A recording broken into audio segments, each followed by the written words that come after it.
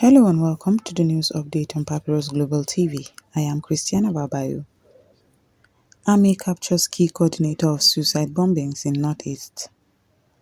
Northern states resume school operations after security crisis. African Democratic Congress begins review of party constitution. Northern Youth Council calls for end to ransom payments as kidnapping fights continue. Yahaya Bello backs Tinubu's reforms as Kogi APC begins e-registration. Reps finally release acts for public scrutiny over tax laws discrepancy. Falana warns against relying on foreign nations to defeat terrorism. And now the news in full. The Nigerian army has received a significant counter-terrorism breakthrough with the arrest of a suspected principal coordinator of suicide bombings operating in the Northeast.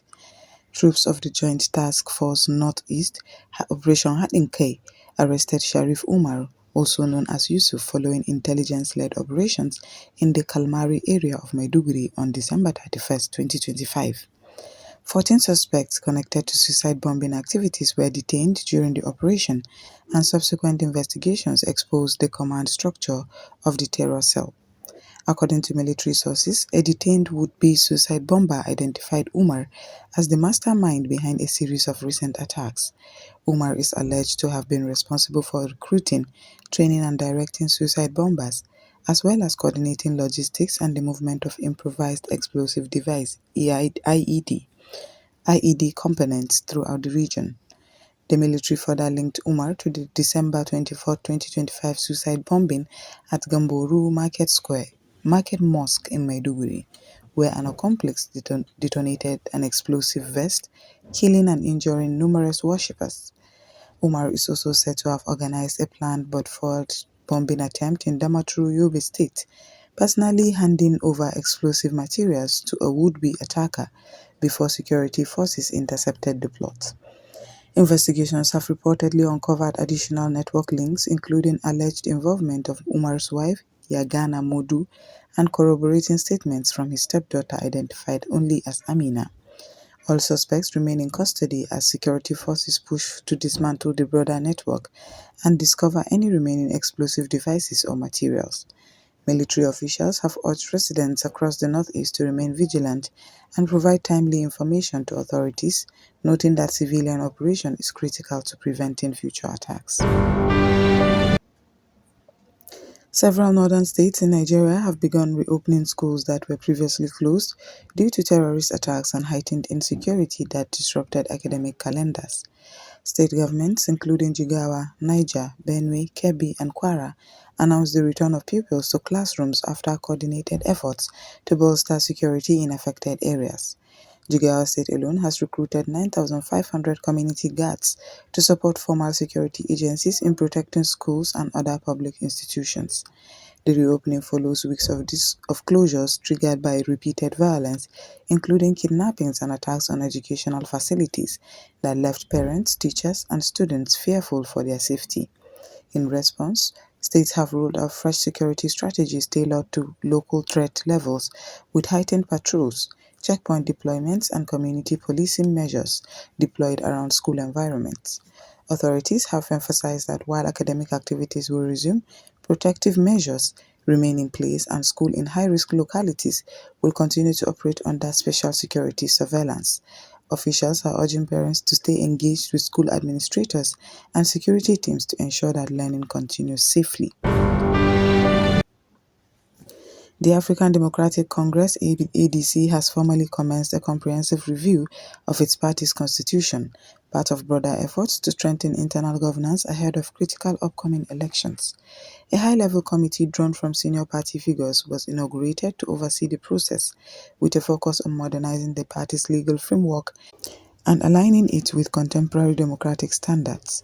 Leading members of the ADC's review committee include former ministers, legislators, and influential party strategists. The agenda prioritizes structural reforms, transparent candidate selection mechanisms, membership rights, and governance procedures. This move comes at a time when the ADC is increasingly positioning itself as a key opposition platform in the national political landscape, Analysts say updating the constitution could recalibrate the party's internal dynamics, potentially boosting its appeal among grassroots supporters and improving its electoral competitiveness in 2027. The review also seeks to settle lingering tensions over leadership disputes by clarifying institutional roles and decision-making processes. The Northern Youth Council of Nigeria (NYCN) has issued a strong call for the criminalization of ransom payments to kidnappers, urging security authorities to adopt firmer legal measures to combat the persistent kidnapping crisis. In an open letter addressed to the National Security Advisor and other national security leaders, NYCN President Isa Abubakar argued that continuing ransom payments fuel the profitability of kidnappings and encourage further criminal activity. The letter, dated January 3, 2026, was also sent to the Minister of Defense, the Chief of Defense Staff, Security Service Chiefs, and the Inspector General of Police. Abubakar stressed that despite ongoing efforts by security forces, kidnappers remain emboldened because ransom payments provide them with easy revenue and operational incentives. NYCN's proposal calls for urgent legislative action to explicitly ban both government and private ransom payments, arguing that without such a law, kidnappers will continue to exploit the loophole. The council also urged improved intelligence coordination, community engagement, and rapid response deployment to reduce the vulnerability of citizens to abduction. We will now go on a short break, and when we come back, the news will continue. Stay tuned. The Papyrus Global, we don't just cover events, we create cinematic experiences. From red carpets to birthdays, gala dinners, and your fairy tale weddings, we bring your moments to life with high-tech precision. Our gadgets are smarter, our lenses sharper, and our team simply world-class. Trust the Papyrus Global to tell your story in the boldest, brightest way possible.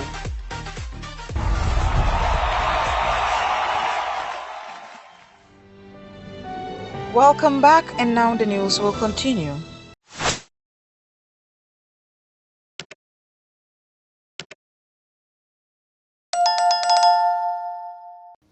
The All Progressives Congress (APC) in Kogi State has kicked off its electronic membership re-registration exercise, pairing digital modernization with a political message of unity and support for the federal reform agenda.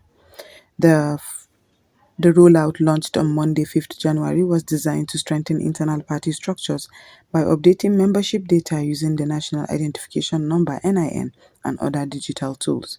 At the event, former Kogi State Governor Yahaya Bello personally completed his e-registration and used the platform to endorse President Bola Tinubu's national reform program, emphasizing that the president's policies, particularly those aimed at economic restructuring, are critical for long-term growth and competitiveness.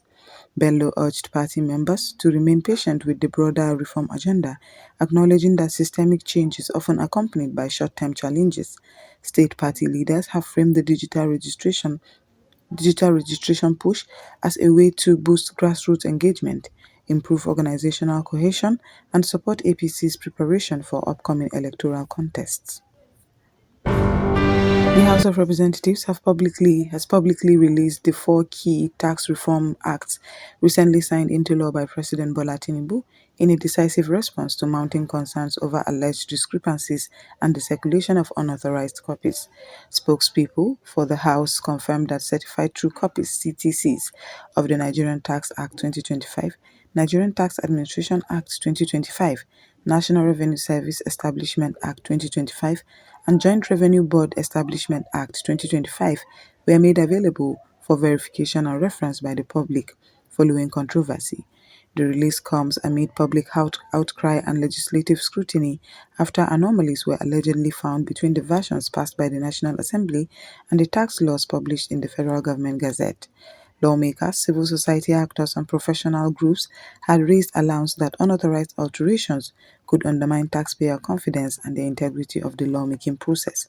To restore clarity, the Speaker of the House, Abbas Tajuddin, in collaboration with Senate President Godswill Akpabio, directed immediate publication of the certified acts, including presidential endorsements and assent pages, to ensure transparency and eliminate confusion over the official text.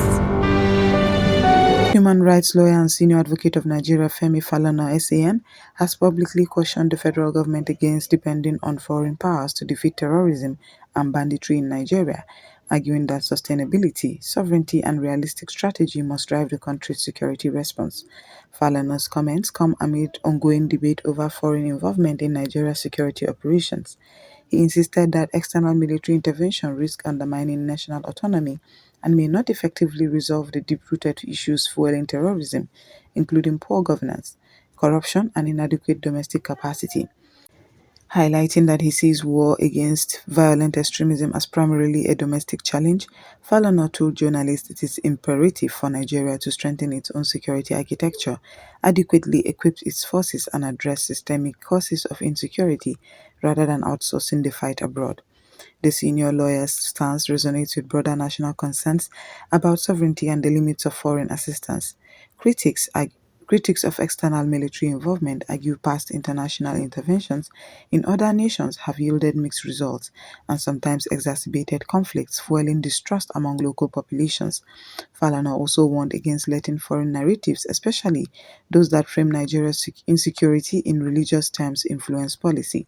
He emphasized that criminals responsible for killings, kidnappings, and ransom-driven atrocities do not discriminate by faith, and that framing the conflict in religious terms could could be exploited to polarize security. While he acknowledged that international cooperation such as intelligence sharing, training, and logistical support has a role to play, Falana stressed that Nigeria's long-term security success must be built on strong, accountable domestic institutions, robust legal frameworks, and genuine political will. And that's what we have on the news update on Papyrus Global TV. I am Christiana Babayo. Thanks for joining us.